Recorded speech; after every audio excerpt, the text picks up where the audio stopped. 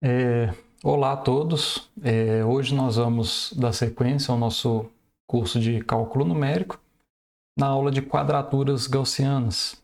Então, essa aula ela foi separada em duas partes, dado um pouco a complexidade das deduções e do real significado do que é uma quadratura, gaussiana no caso. E só recapitulando das nossas aulas passadas, né, nós estamos estudando as integrais numéricas. Nossa aula passada a gente consolidou o nosso entendimento com Newton Cotes por meio das integrais, as soluções das integrais de forma numérica, tanto na forma fechada quanto na forma aberta. Então, dando sequência ao nosso curso, indo para o nosso quadro,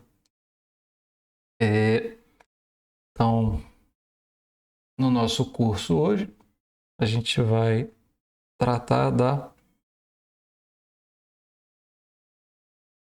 dentro da integração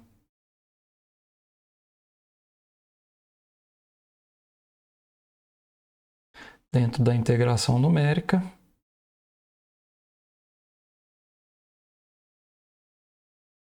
veremos o tópico de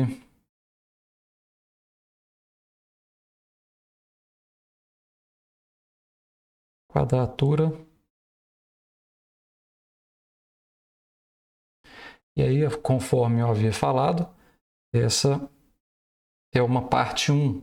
Nós veremos na parte 2 a continuação da quadratura gaussiana, né? A expansão para intervalos arbitrários. Então, hoje a gente vai ficar só no intervalo básico e na próxima aula nós veremos como a gente faz a expansão para esse intervalo. Então, só recapitulando bem rapidamente,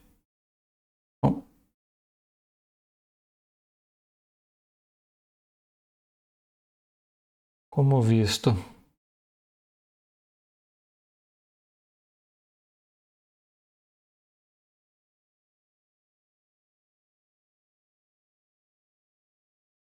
aqui um pequeno gap, né? Falando um pouco sobre o erro.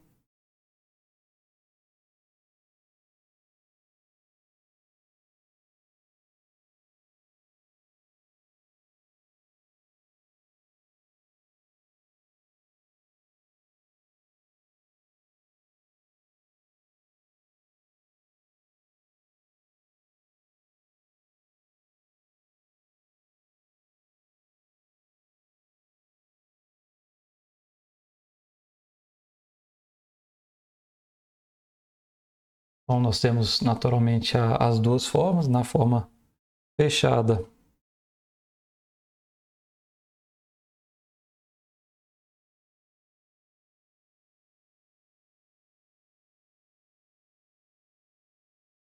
quando temos n igual a 1, o nosso erro ele segue a forma h3 sobre 12, derivada segunda. Já na forma aberta, esse mesmo erro já segue na forma 3h ao cubo sobre 4. Então, reparem que a ordem ainda permanece h3. O grande interessante dessas duas formas, né, e ao longo de todas as outras que a gente vai recapitular aqui rapidamente, é que se f de x é igual a um polinômio Pn de x com n menor ou igual a 1, a solução é exata. Por que exata? Reparem que no termo do erro nós temos uma derivada segunda.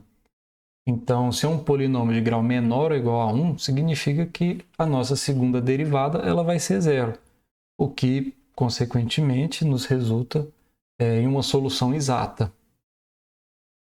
Então, só para deixar claro as razões. E aí, seguindo, a gente tem aqui também, para n igual a 2,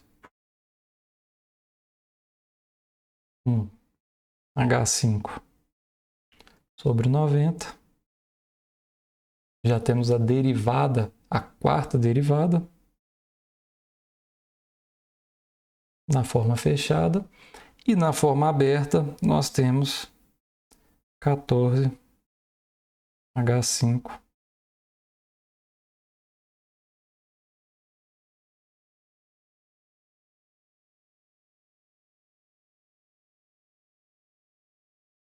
Reparem que para n igual a 2, nossa ordem de convergência é de h elevado à quinta potência. E reparem que aqui também eu tenho a derivada quarta. Obviamente, se eu tenho a derivada quarta, significa que para polinômios de grau menor ou igual a 3, a minha solução vai ser exata. Então, aqui a gente tem a mesma coisa. Se f de x é um polinômio Pn de x, só que agora com grau n menor ou igual a 3, a solução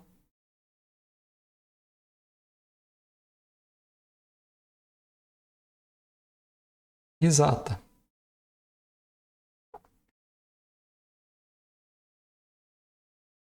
E aí, por último, nós podemos colocar aqui n igual a 3, que para a forma fechada fica 3H5, 80, também é derivada à quarta, e a mesma coisa para a forma aberta, 95, h elevado à quinta potência sobre 144, f elevado à quarta. Reparem que aqui nós não temos nenhuma mudança significativa quando nós migramos de n igual a 2 para n igual a 3.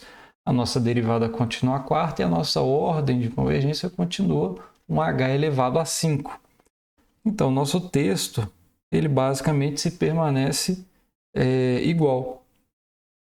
Se f de x é escrito como um polinômio Pn de x com n menor ou igual a 3, ou seja, a quarta derivada será zero, a solução é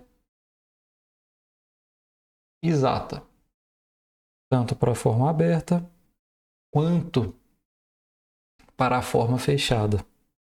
E aí, nisso tudo, nós chegamos basicamente, após ver rapidamente essa questão do erro, nós chegamos na filosofia geral de Newton-Cotes, que é basicamente você resolver integrais numéricas com pontos igualmente espaçados. Então, apenas ainda a título de recapitulação, nós podemos escrever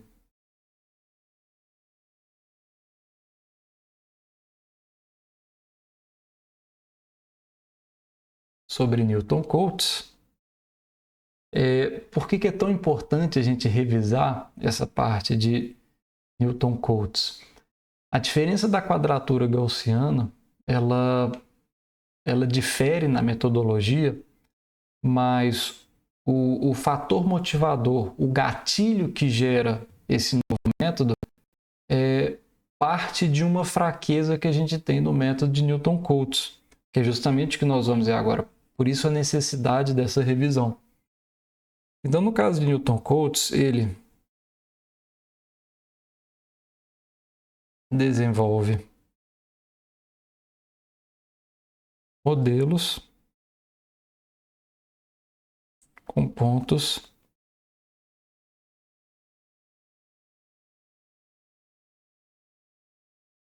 igualmente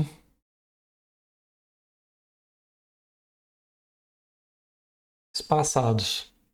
E, obviamente,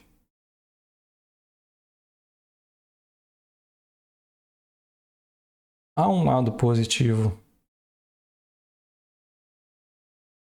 mas pode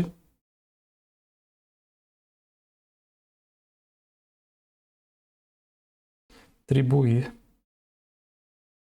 para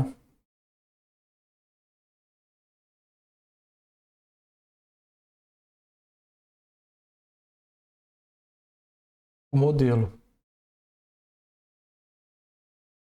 E aí eu vou dar um exemplo como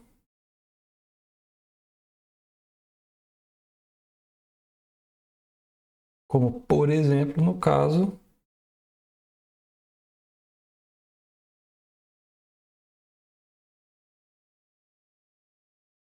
da regra dos trapézios.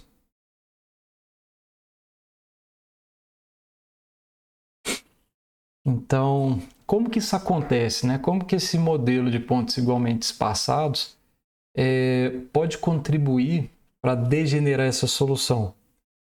Vamos imaginar, no caso da regra dos trapézios. Então, se a gente desenhar um gráfico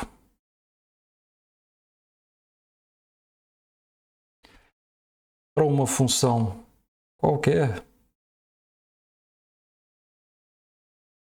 vamos pensar nessa nossa função genérica dentro do nosso intervalo arbitrário AB. Quando nós utilizamos a regra do trapézio, nós basicamente estamos resolvendo a seguinte integral, calculando a área abaixo dessa curva da seguinte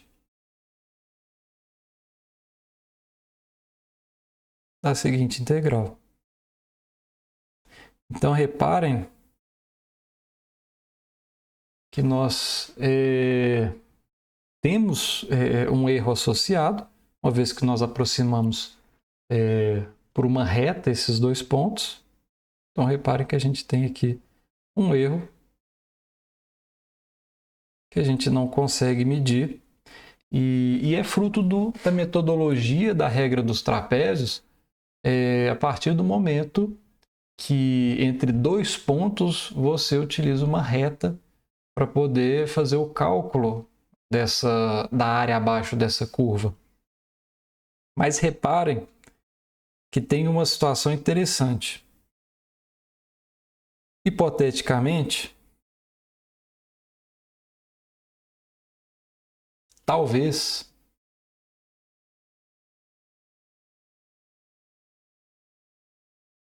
a melhor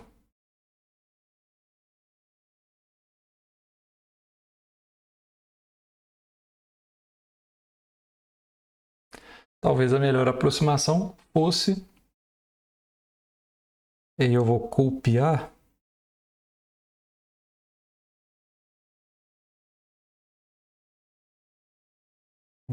rapidamente.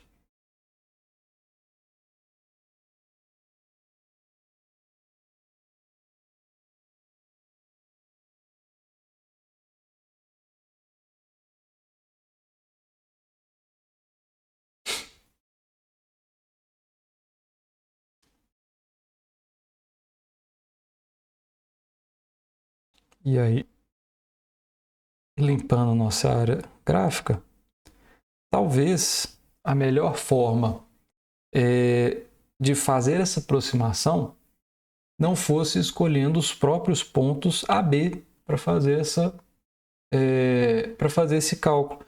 Então, por exemplo, imaginem que eu escolha esse ponto e esse ponto aqui também. E aplicasse, por exemplo, a regra dos trapézios, tomando como base esse ponto e ficasse algo similar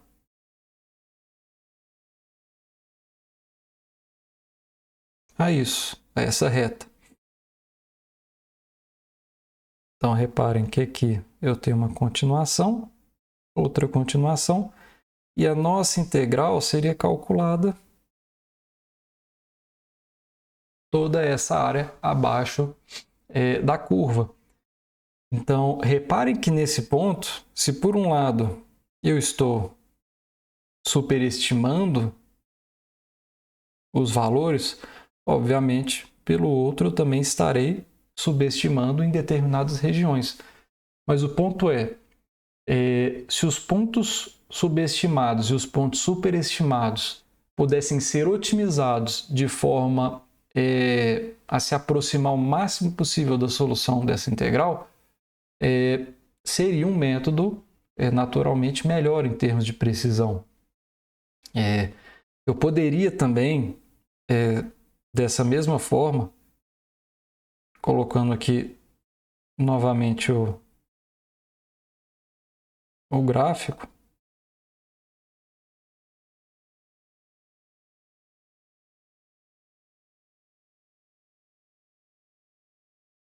poderia fazer também da seguinte forma.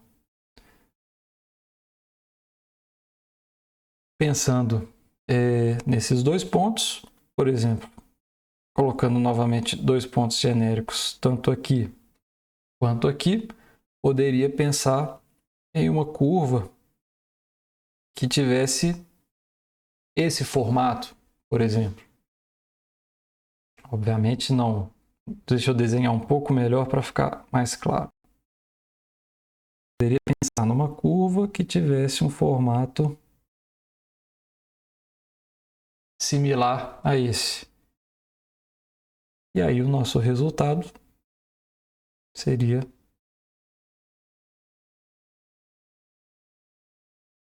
basicamente essa aproximação. Da mesma forma, haveriam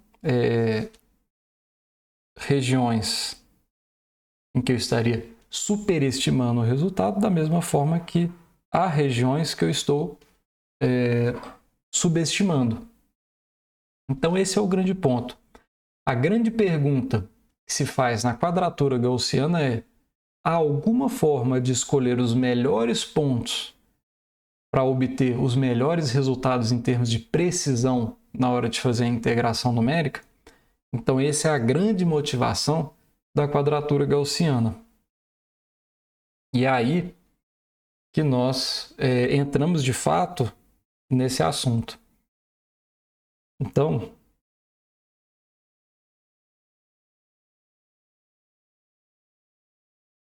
quadratura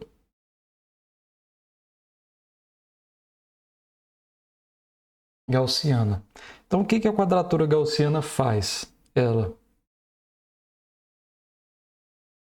escolhe os pontos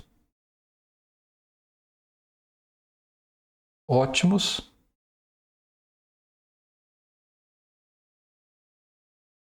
ao invés de se utilizar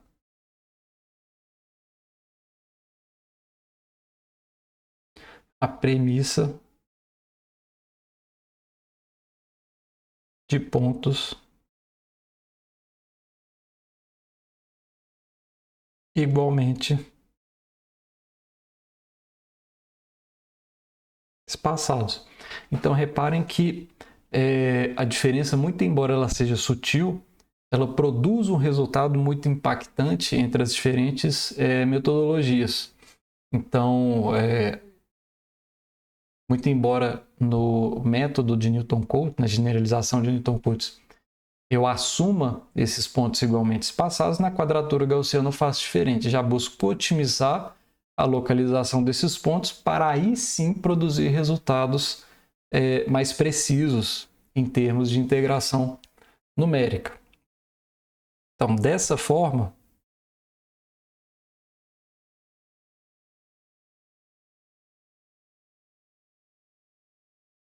os pontos x1, x2 até xn pertencentes ao intervalo AB e os coeficientes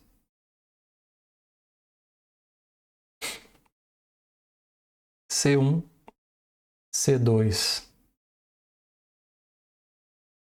até Cn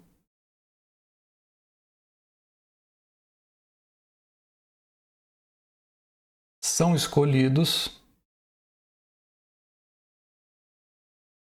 de forma a minimizar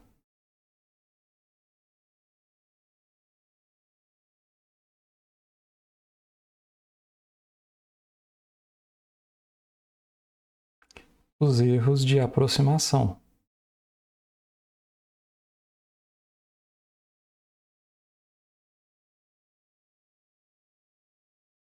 Então, basicamente, eu vou escolher pontos associados a coeficientes e de alguma forma combiná-los para produzir justamente esse resultado otimizado. Eu posso escrever, então, matematicamente, que essa minha integral de A até B de f de x dx, eu posso aproximar de um somatório de I igual a 1 até n, em que esses meus coeficientes multiplicam exatamente as ordenadas desses meus pontos otimizados. Então, o coração do modelo da quadratura gaussiana, ela nasce basicamente nessa equação. E aí, continuando,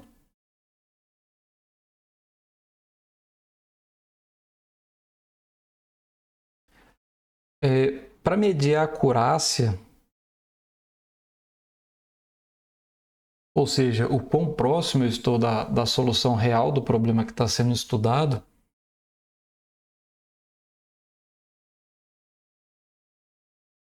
adota-se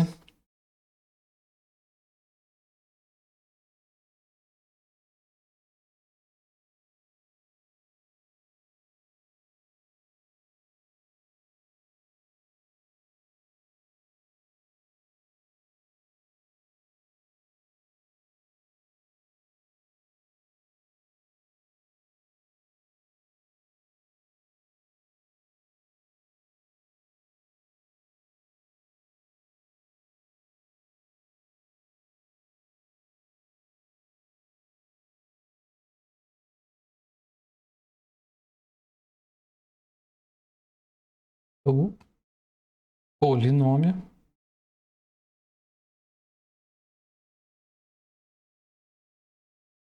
para polinômios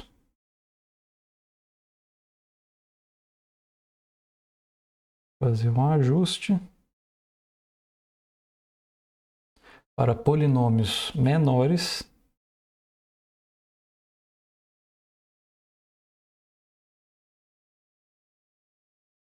ou iguais ao maior grau possível. Basicamente, o que eu estou querendo dizer com esse texto? Né? Para medir a acurácia, adota-se a melhor escolha de pontos de forma a reproduzir o resultado exato para polinômios menores ou igual ao maior grau possível.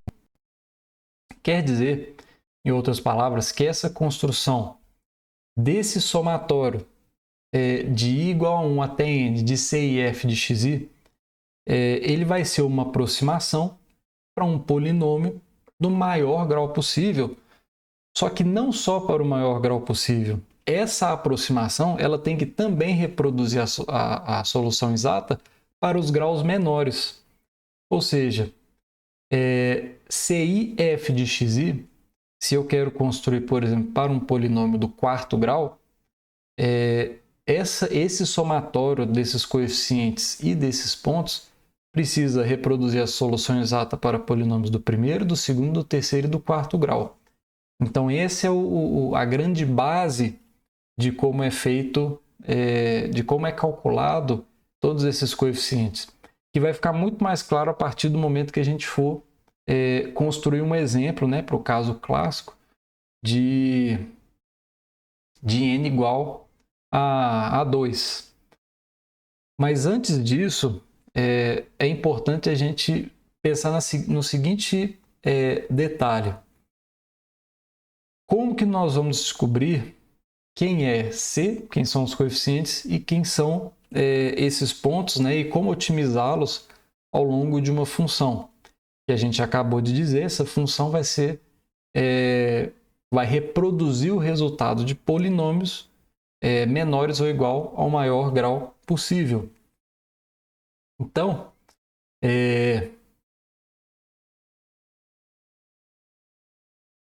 como temos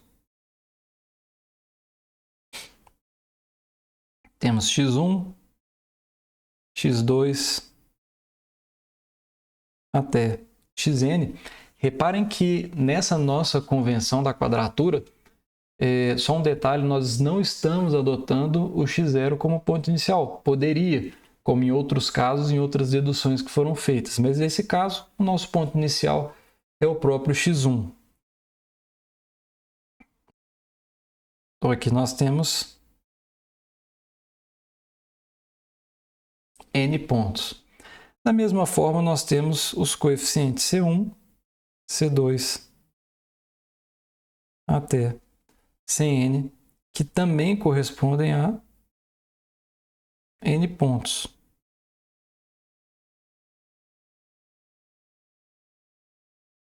Ou seja, um total de 2n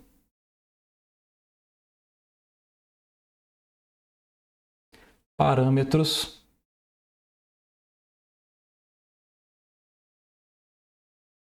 a serem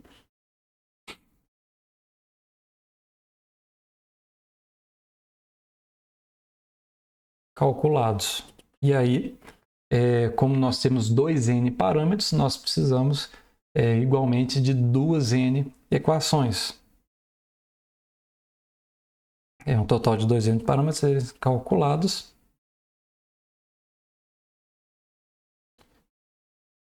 Necessitamos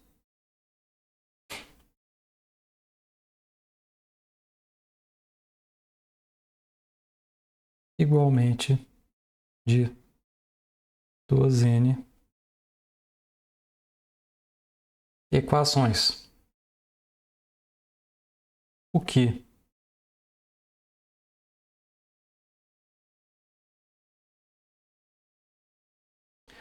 que se reflete em um polinômio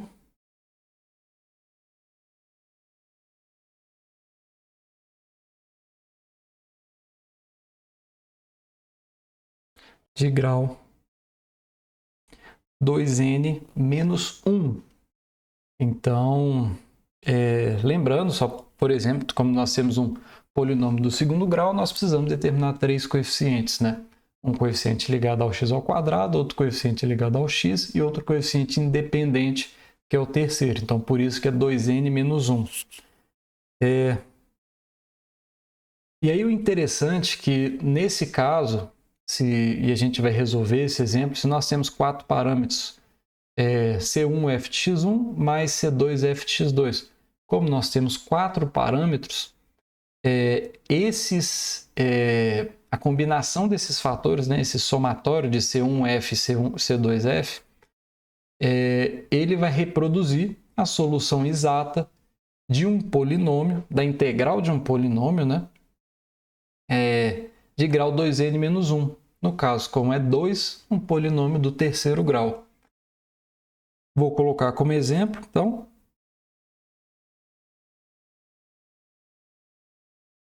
por exemplo,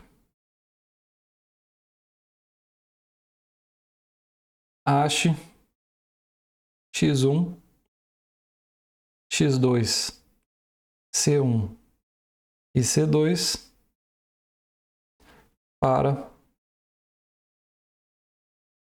a seguinte integral. f de x dx igual C1 f de x1 mais C2, mais C2 f de x2. Então, só a título de anotação que nós conversamos, dessa forma,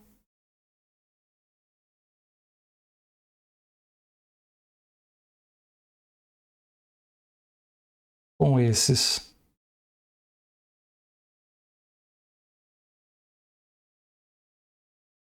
quatro parâmetros,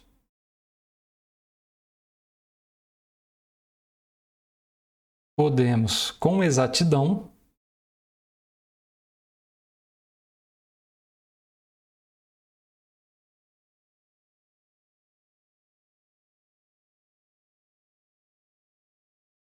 representar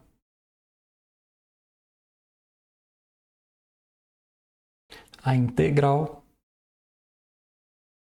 de um polinômio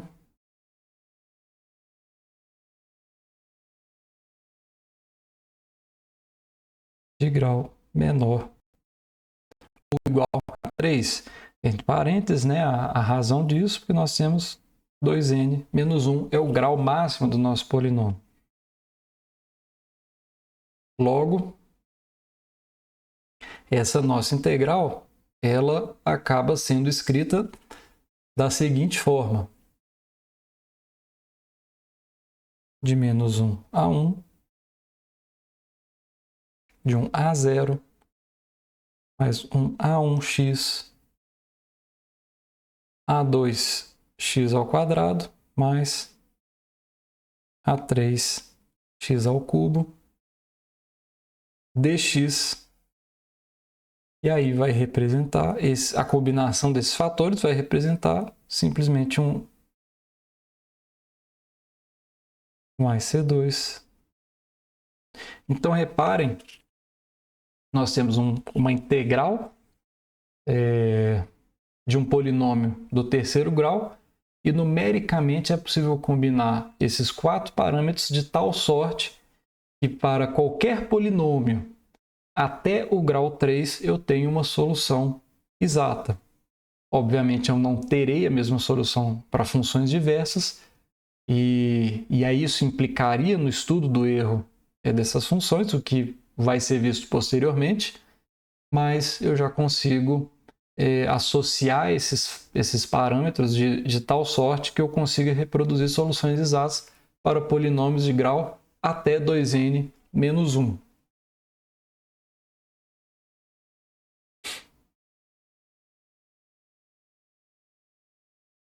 E aí reparem que eu poderia escrever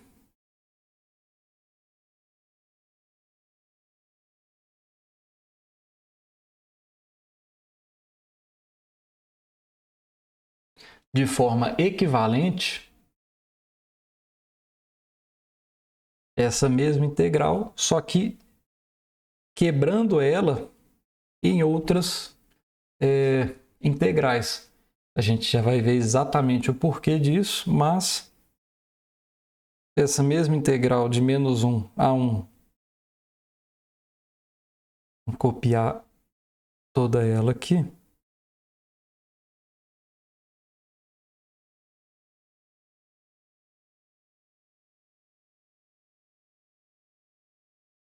Essa mesma integral poderia ser escrita como a zero, integral de menos 1 a 1 de dx mais a 1, integral de menos 1 a 1 x dx mais a mesma integral de menos 1 a 1, que nós temos um parâmetro A2 antes. Vou colocar um espaço, temos A2 x ao quadrado dx e por último A3 integral de menos 1 a 1 de x3 dx.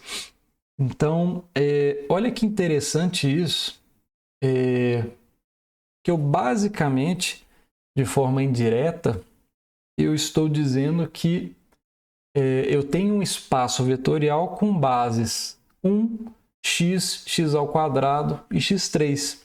E que esse espaço ele pode formar qualquer polinômio de grau menor ou igual a 3. Então, entre outras palavras, né? Se a fórmula pode fornecer um valor exato da integral para essas 4 funções, então ela fornecerá também o valor exato para qualquer combinação linear entre elas, ou seja, para qualquer polinômio n menor ou igual a 3. Em outras palavras, a combinação dos Cs e dos Fs, eles podem gerar tanto, por exemplo, uma solução exata de um polinômio do primeiro grau, e aí nesse caso, por exemplo, eu teria A2 e A3 como zero, da mesma forma que eu poderia ter um polinômio do terceiro grau incompleto, somente com o termo ao cubo, e aí teria A0, A1 e A2 como zero. Ou seja, o que eu quero dizer, entre outras palavras, de forma matemática, que a solução C1 f de x1 e C2 f de x2 é capaz de reproduzir todas essas combinações de resultados, sendo uma combinação linear. Matematicamente, como nós podemos escrever isso? Da seguinte forma, nossa primeira integral de A0 dx, o que nós temos que a integral de menos 1 a 1 de 1 dx, que essa integral ela é igual a 2, é 1 menos 1 menos 1, ela é igual a 1 C1 f de x1 mais 1 C2 f de x2. O f de x1, a nossa função que está sendo integrada, é uma função constante, f de x igual a 1. Então, esse termo ele é basicamente C1 mais C2. Da mesma forma, com o nosso termo de ordem 1, nós podemos escrever integral de menos 1 a 1 de x dx. Isso aqui, a solução dessa integral é x2 sobre 2, no intervalo de menos 1 a 1. A solução dessa integral ela é zero. Então, basicamente, a gente tem meio menos meio. E aí, nesse caso, temos C1 f de x1 mais C2 f de x2. Quem que é o nosso f de x? É igual ao próprio x. Esse carinha aqui é simplesmente C1 x1 mais C2 x2. E aí, colocando de forma resumida os últimos dois termos, de menos 1 a 1, temos a nossa função base x ao quadrado dx, isso é igual a x3 sobre 3 no intervalo de menos 1 a 1, que resulta em 2 terços. Isso é igual a C1 x1 ao quadrado mais C2 x2 ao quadrado. E por último, nós temos nosso termo ao cubo, que fica igual a x4 sobre 4 integrado nos limites de menos 1 a 1. Isso resulta em zero. E nós temos C1 x ao cubo mais C2, x1 ao cubo, né? C2 x2 ao cubo. Então, reparem que aqui nós temos um sistema não linear de 4 incógnitas e 4 equações. O grande ponto aqui é o fato de ser um sistema não linear, o que vai nos exigir um esforço maior na hora de resolver.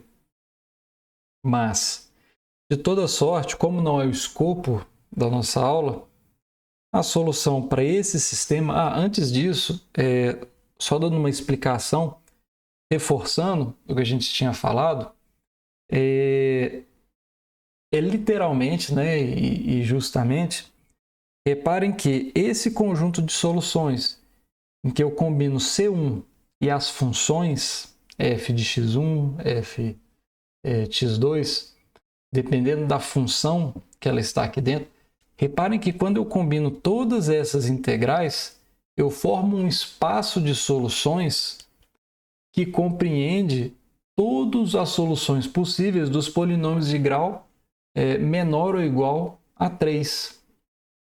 Esse é que é o grande ponto. E então, antes disso tudo, eu acho que vale a pena a gente escrever isso. Note que esse conjunto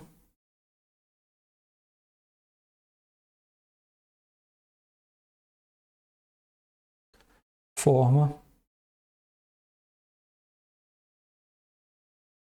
um espaço vetorial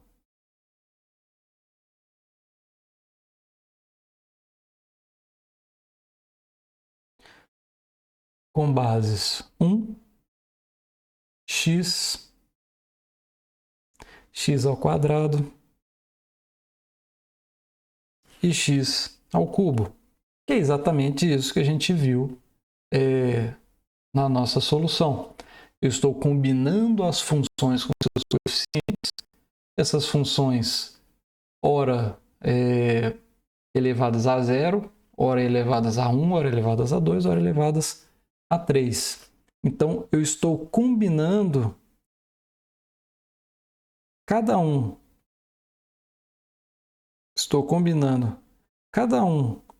dessas bases para formar um espaço solução, que aí, no caso, compreende até no máximo um polinômio de grau 3.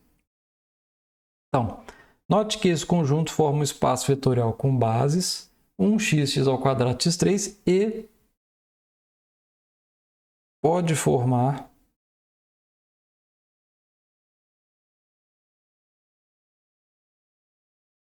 qualquer polinômio de grau n menor ou igual a 3. Ou seja, se eu quiser um polinômio de grau 3, eu vou combinar todos esses fatores dentro da minha equação. 1x, x ao quadrado, x3. Se for um só do primeiro grau, é 1x. Se for um puramente do segundo grau, eu uso só o x2. Mas fato é que o polinômio do terceiro grau ele é construído, né? Polinômios de até grau 3, menor ou igual a grau 3, são construídos combinando essas funções. E elas são linearmente dependentes, né? Formam um espaço vetorial com essas bases que são linearmente independentes. Se a fórmula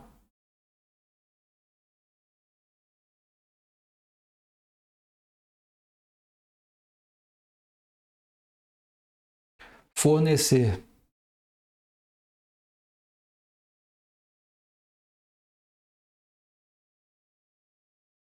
o valor exato da integral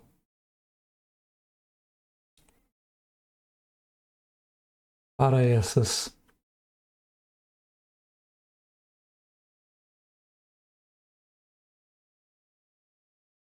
quatro funções,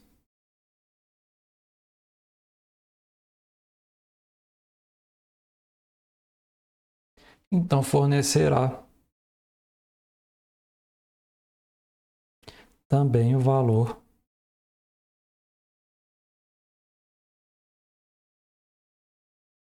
exato para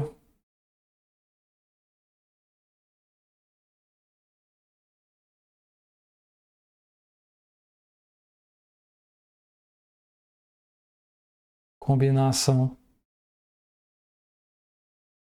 linear entre elas. Ou seja,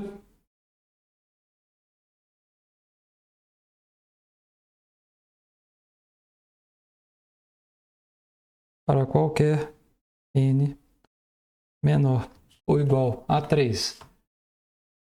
Novamente, se por exemplo, se essa equação consegue fornecer a solução exata, para esse caso,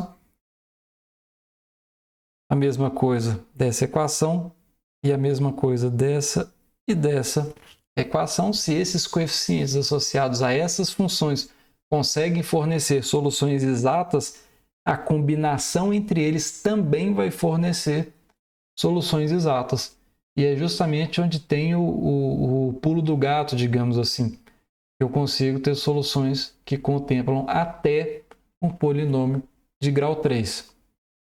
E aí, sem mais suspenses, vamos à solução desse sistema linear, né, de não linear, desculpa, de quatro incógnitas e quatro equações. Nós teríamos a seguinte forma. Aliás, temos que a solução é C1 igual a 1, C2 igual a 1, x1 menos raiz de 3 sobre 3 e x2 raiz de 3 sobre 3. O que nos implica que a integral de menos 1 a 1 de f de x dx é aproximadamente, lembrando que se for um polinômio de grau até 3, eu tenho a solução exata, mas eu basicamente poderia aproximar uma função com base nesse polinômio de grau 3, usando ele como base, né? Sendo ele próprio até o grau 3. É a solução exata da seguinte forma. É um f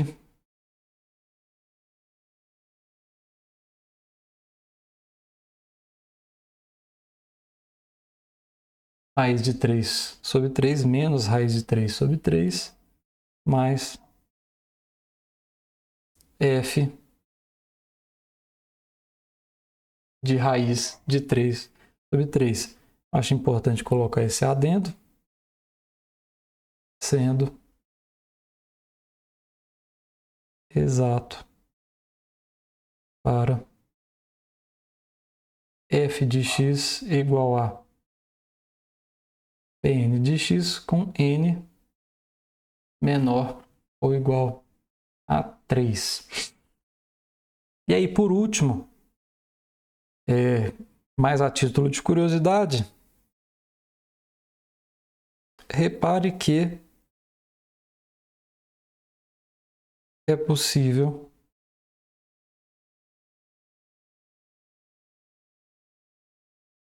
expandir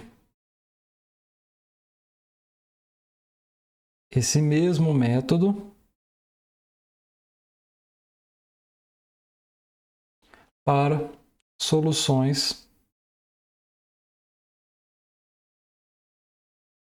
de maiores termos. Por exemplo, n igual a 3. Nesse caso, nós utilizamos um n, esse caso que nós deduzimos, nós utilizamos um n igual a 2. Então, nós temos um total de 4 parâmetros, uma quantidade de 2 pontos, 2 pontos com 2 pontos, temos um total de 4 pontos. E aí, quando nós temos um n igual a 3, nós temos um total de 6 fatores, que significa um polinômio de até grau 5. E aí a solução para esse método, né, para um n igual a 3, ficaria da seguinte forma.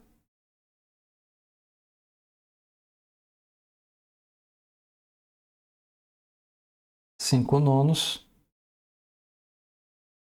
de f raiz de 15 sobre 5 mais 8 nonos de f de 0 mais 5 nonos de f raiz de 15 sobre 5. E aí, por hoje é só. Na próxima aula a gente continua com a quadratura gaussiana, só que a parte 2 é um tema um pouco mais complexo. Eu prefiro ter uma aula um pouco mais curta para ter a possibilidade de não inundar de conhecimentos necessários. E aí, na próxima aula a gente continua construindo como a quadratura gaussiana é feita.